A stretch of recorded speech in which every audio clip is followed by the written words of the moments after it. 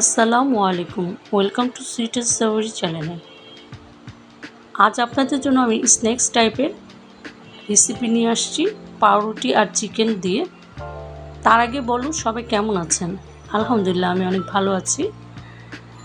চলুন কিভাবে আমি এই রেসিপিটা তৈরি করেছি দেখে নেওয়া যাক। এখানে আমি মুরগি দুটো সিনা নিয়ে নিয়েছি, এগুলো ছোট ছোট কিউব করে পেস্ট করে নিয়েছি ব্লেন্ডারে। আপনারা শিলপাটাও বেটে নিতে পারেন। তারপর এর মধ্যে আমি 1 চামচ মরিচের গুঁড়ো, 1 চামচ হলুদের গুঁড়ো, সামান্য লবণ দিয়ে দিয়েছি স্বাদ মতন। তারপর এর মধ্যে আমি পেঁয়াজ কুচি, কাঁচামরিচ কুচি এবং আদা রসুন বাটা, গোলমরিচের গুঁড়ো হাফ চামচের মতন দিয়েছি, টমেটো সস 1 চামচের মতন। তারপর এখানে হাফ চামচ জিরের গুঁড়ো, হাফ চামচ গরম মশলা গুঁড়ো দিয়ে ভালোভাবে এটাকে মেখে নেব। এটাকে মেখে আমি এক সাইডে রেখে দেব।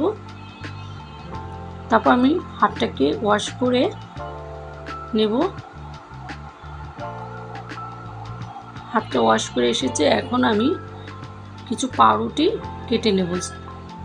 পাউরুটির সাইডগুলো আমি আগে কেটে নিয়েছি, যেগুলো একটু শক্ত অংশ এগুলো ফেলে দেবে না, এগুলো দিয়ে ব্রেড ক্রাম তৈরি করা যায়।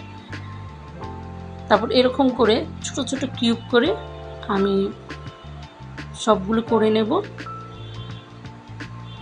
আমি শক্ত অংশগুলো একটু সরিয়ে দিচ্ছি। এভাবে করে আমি 8টা পাউরুটি নিয়েছি, এরকম কিউব করে কেটে নিয়েছি। দেখুন কীভাবে কেটেছি। এখন আমি যে চিকেনটাকে মেখে রেখেছি সেই চিকেনটা দিয়ে বল তৈরি করব। এরকম হাতে নিয়ে বল তৈরি করে নেবেন, নিয়ে রুটির মধ্যে গড়িয়ে নেবেন, চেপে চেপে সুন্দর করে চেপে চেপে গড়িয়ে নেবেন। দেখেন একটা সুন্দর বলের মতো হয়ে গেছে। এভাবে করে আমি সবগুলি করব। আমি আপনাদের সুবিধার জন্য আরেকটা দেখিয়ে দিচ্ছি। এরকমভাবে চেপে চেপে তৈরি করে নেবেন। এভাবে করে আমি সবগুলো তৈরি করে নেব। হয়ে গেছে আমার সবগুলো তৈরি করা। এখন আমি এগুলো তেলে ভেজে নেব। তেলটা অবশ্যই মিডিয়াম আঁচে রাখবেন, বেশি একটা গরম করবেন না, তাহলে পাউরুটিটা তাতে লাল হয়ে যাবে, ভিতরে চিকেনটা কাঁচা থেকে যাবে। তাই লো আঁচে এটাকে ভাজতে হবে লাল করে। আর গরম তেলটা এরকম চামিচ দিয়ে উপরে দিয়ে দিবেন, ভিতরে চিকেনটা যেন সিদ্ধ হয়ে যায়। এভাবে করে আমি সবগুলো দিয়ে দিচ্ছি তেল। তারপর একটু উল্টিয়ে দেব। আমার এক পাশ লাল হয়ে গেছে, আমি অন্য পাশে একটু উল্টিয়ে দিচ্ছি যেন অন্য পাশে ভালোভাবে ভাজা হয় এবং চিকেনটা ভালোভাবে সিদ্ধ হয়ে যায়। হয়ে গেল আমার পাউরুটি চিকেন দিয়ে স্ন্যাক্স।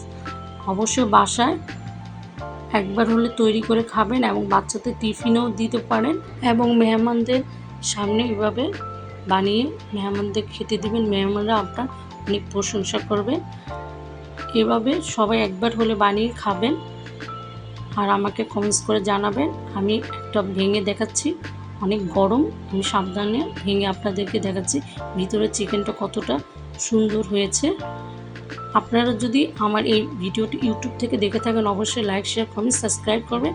আর এই ভিডিওর ডিসক্রিপশন বক্সে আমার ফেসবুক লিঙ্কটা দেওয়া থাকবে, অবশ্যই লাইক, শেয়ার, কমেন্টস, ফলো দিয়ে রাখবেন। আজ এই পর্যন্ত, সবাই ভালো থাকেন, সুস্থ থাকেন, আল্লাহ হাফেজ।